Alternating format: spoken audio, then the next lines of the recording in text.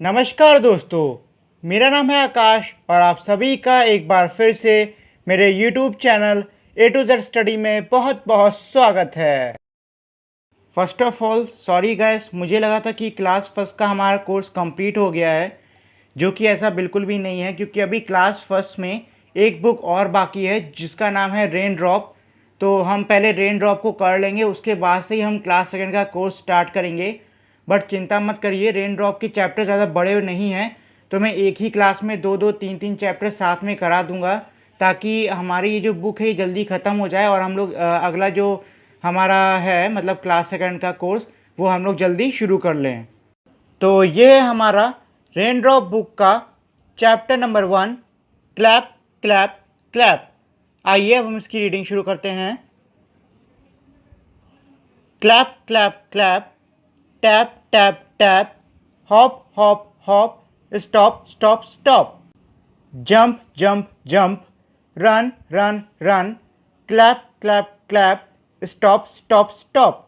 इसमें हमारा क्लैप का मतलब होता है ताली बजाना, टैप का मतलब होता है जब आप पैरों को ज़मीन पे पटकते हो तो जो आवाज़ होती है उसको हम बोलते हैं टैप। हॉप का मतलब होता है कूदना, मतलब उछलना या कूदना। स्टॉप का मतलब होता है रुकना। जंप का मतलब होता है कूदना। रन का मतलब होता है भागना। क्लैप का मतलब ताली बजाना और स्टॉप का मतलब रुकना। अब आप देख सकते हो कि इस चैप्टर में हमारे सिर्फ एक ही पेज था, तो हमारा ये चैप्टर यहीं पे ख़त्म। ये रहा हमारा रेन ड्रॉप का chapter 2, 1 2। 1 2, cows moo। 3 4, lions roar। 5 6, the clock ticks। 7 8, it's getting late। और 9 10, let's say it again। तो इसमें 1 का मतलब होता है 1, 2 का मतलब होता है 2, और काऊ का मतलब होता है गाय, और मो का मतलब जो आवाज़ नहीं निकालती माँ करके उसको हम बोलते हैं काउस मो। 3 का मतलब होता है 3, 4 का मतलब होता है 4, लायन का मतलब होता है शेर, और रोर का मतलब होता है दहाड़। 5 का मतलब होता है 5, 6 का मतलब होता है 6, क्लॉक का मतलब होता है घड़ी, और टिक्स का मतलब जो टिक टॉक करती है ना उसको हम बोलते हैं टिक्स। 7 का मतलब होता है 7, 8 का मतलब होता है 8, लेट का मतलब होता है कि देरी, 9 का मतलब होता है 9, 10 का मतलब होता है 10, और अगेन का मतलब होता है फिर से। तो इस पूरे का ये मतलब है 1 2 मतलब 1 2, गाय मो मतलब राइम करने के लिए लिखा गया है कि एक दूसरे मिलते जुलते वर्ड हो उसको हम राइम बोलते हैं। 1 2, cow moo. 3 4, lion roar. 5 6, the clock ticks. 7 8, it's getting late. 9 10, let's say it again. अब इसमें आप देख सकते हैं नीचे में कुछ क्वेश्चन भी दिए हुए हैं। इसमें है try this, listen and repeat, मतलब आप इसको सुनिए और इसको रिपीट करिए। 1 2 3 4 5 6 7 8 9 और 10। और ये हमारा आखिरी क्वेश्चन था और इसी के साथ में हमारा चैप्टर 2 भी ख़त्म। ये रहा हमारा रेन ड्रॉप का chapter 3, the little bird. Once I saw a little bird coming, hop, hop, hop. So I cried out, little bird, will you stop, stop, stop? I was going to the window to say, how are you? But he shook his little tail and away he flew.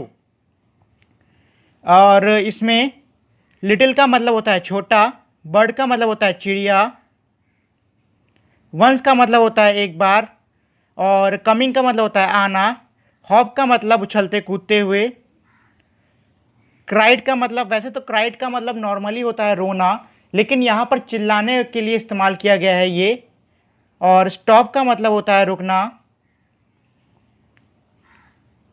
Window का मतलब होता है खिड़की, how are you मतलब तुम कैसे हो, little का मतलब छोटा, टेल का मतलब पूंछ, शुक का मतलब हिलाना और फ्लू का मतलब उड़ जाना। तो इसमें ये कह रहा है कि इसने एक बार एक छोटी सी चिड़िया को देखा जो कि कूदते हुए इसकी खिड़की पर आई। तो ये चिल्लाया कि छोटी चिड़िया क्या तुम वहाँ पे रुकोगी, और उसके बाद वह खिड़की की तरफ गया चिड़िया से यह कहने के लिए कि क्या तुम मतलब तुम कैसी हो। पर जैसे ही वो खिड़की के पास पहुंचा तो जो छोटी चिड़िया थी उसने अपनी पूंछ हिलाई और वो वहाँ से उड़ गई।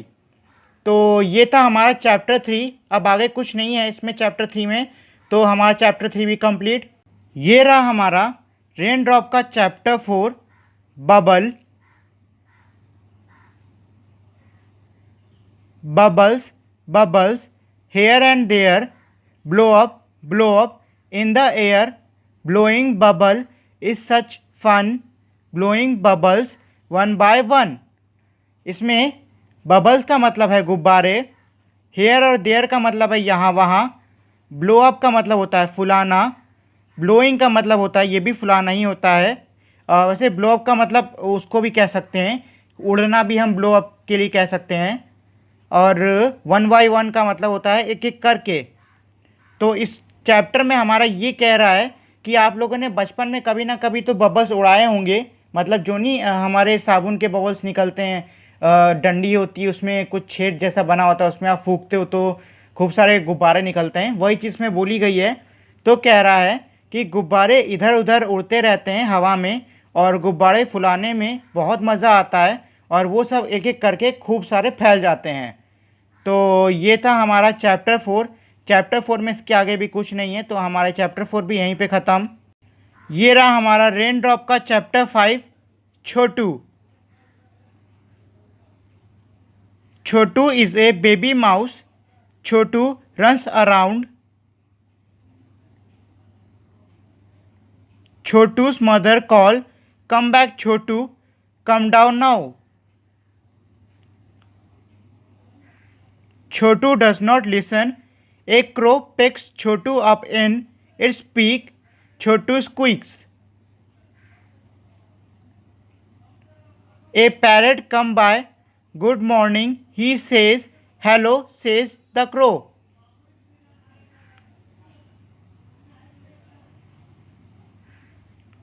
छोटू falls into the soft grass, he turn around, run homes। Sorry mother, इसमें बेबी का मतलब होता है बच्चा, माउस का मतलब होता है चूहा, रन्स अराउंड का मतलब होता है इधर उधर भागना, मदर का मतलब होता है माँ, कॉल्स का मतलब होता है बुलाना, कम का मतलब होता है आना, डाउन का मतलब नीचे, नाउ का मतलब अभी, लिसन का मतलब होता है सुनना, पिक्स का मतलब होता है उठाना, क्रो का मतलब होता है कौवा, और बीक का मतलब होता है चोंच, और स्क्वीक जो चूहे चूचूनी बोलते हैं उसको हम बोलते हैं स्क्वीक। पैरट का मतलब होता है तोता, पैरट का मतलब होता है तोता, गुड मॉर्निंग का मतलब जो हम लोग सुबह से बोलते हैं वो, सेज का मतलब बोलना, क्रो का मतलब कौवा, फॉल्स का मतलब गिरना, इनटू मतलब में, सॉफ्ट ग्रास मतलब नरम घास, टर्न्स का मतलब मुड़ना, और रन्स का मतलब दौड़ना, होम का मतलब घर।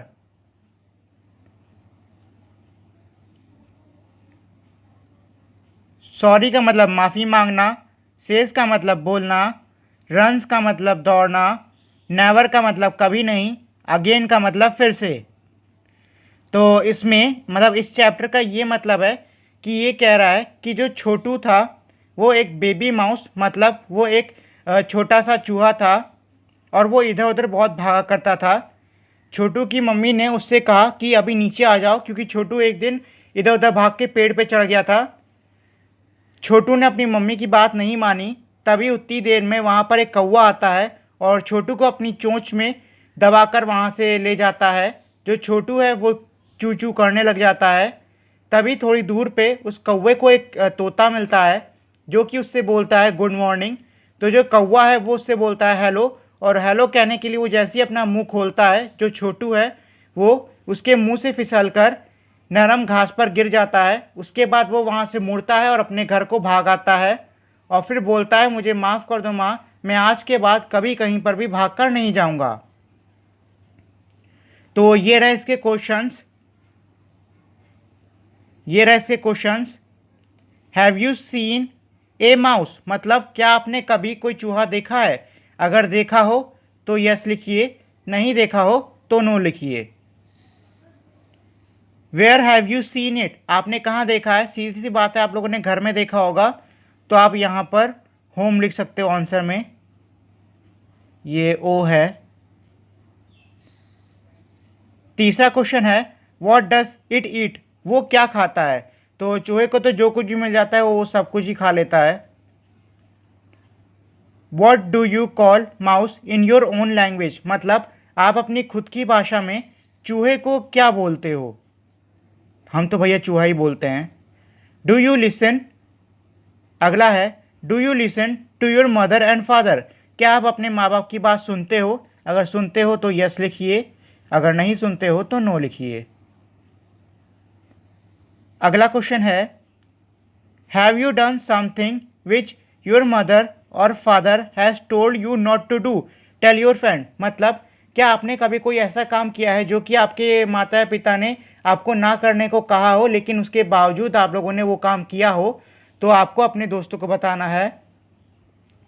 और उसके बाद ये रहा हमारा अगला क्वेश्चन, इसमें दिया है let's try this trace the letters, मतलब ये जो इसमें लेटर बने हुए हैं डॉटेड, मतलब आप देख सकते हो यहाँ पे ए पूरा है, फिर ये सारे डॉटेड हैं, वैसे ही सी पूरा सारे डॉटेड, उसी तरीके से हमारा ई ओ। तो आपको ये जो जितने भी वर्ड्स हैं डॉटेड वर्ड्स, आपको ये सारे वर्ड्स को कंप्लीट करना होगा, ठीक है। ये रहा हमारा अगला क्वेश्चन, हेल्प छोटू रीच हिज होम, मतलब जो छोटू था उसको आपको उसके घर को पहुंचाने में सहायता करनी होगी। इसमें जो भूल भुलैया वाली ड्राइंग है, आपको इसमें ड्रॉ करके बताना होगा कि छोटू अपने घर कैसे पहुंचेगा।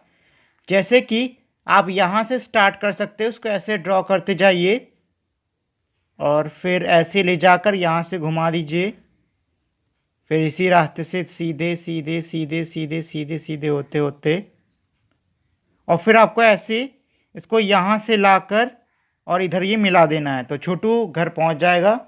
उसके बाद अगला क्वेश्चन है व्हाट डू यू डू, मतलब आप क्या करते हो? The crow picked Chhotu up in its beak, मतलब जो कौवा था उसने छोटू को अपनी चोंच में उठाया, तो आप चीज़ें किससे उठाते हो?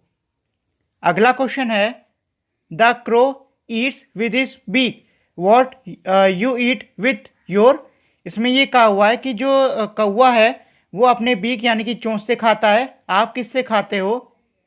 फिर तीसरा है the crow flies with the help of its wing to reach home, you run on your, मतलब आप अपने किस पे भागते हो घर पहुंचने के लिए? तो आपको इसमें ये आंसर लिख देना है। और इसी के साथ में हमारा ये जो चैप्टर है, चैप्टर नंबर 5, ये भी यहीं पे ख़त्म हुआ। और इसी के साथ में हमारी आज की क्लास के लिए इतने चैप्टर्स बहुत हैं। अब जो हमारे टोटल इसमें देखिए 19 चैप्टर हैं, जिसमें से 1 से लेकर 5 तक के मैंने आज करा दिए, बाकी मैं कल 6 से लेकर 10 तक कराने की कोशिश करूँगा। और ऐसे ही करके मैं 5 से 6 दिन के अंदर अंदर कोशिश करूँगा कि आपका ये जो रेन ड्रॉप बुक है इसको कम्प्लीटली ख़त्म कर दिया जाए। उसके बाद से हम लोग सेकेंड क्लास की अपना कोर्स शुरू कर देंगे। और इसी के साथ में हमारी आज की क्लास यहीं पर ख़त्म होती है। आप सभी का मेरे इस वीडियो को देखने के लिए बहुत बहुत धन्यवाद। अगर आपको ये वीडियो अच्छी लगी हो तो प्लीज़ मेरी इस वीडियो को लाइक करें, शेयर करें और मेरे चैनल को सब्सक्राइब करना ना भूलें। मिलते हैं हम अब अगली वीडियो में, तब तक के लिए नमस्कार।